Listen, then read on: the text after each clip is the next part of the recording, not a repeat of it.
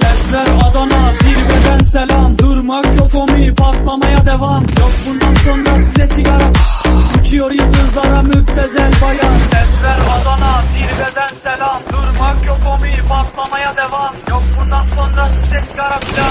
Uçuyor yıldızlara müptezel bayan. Harmanım, baba nerede çarşafım? Gördüğüm bu paketler benim dermanım. Hoppa yavaşça açıldı fermanım. Sakın kaçma buraya gel kezbanım. Adana çocuğu Anka şehrinin delisi. Olay büyük.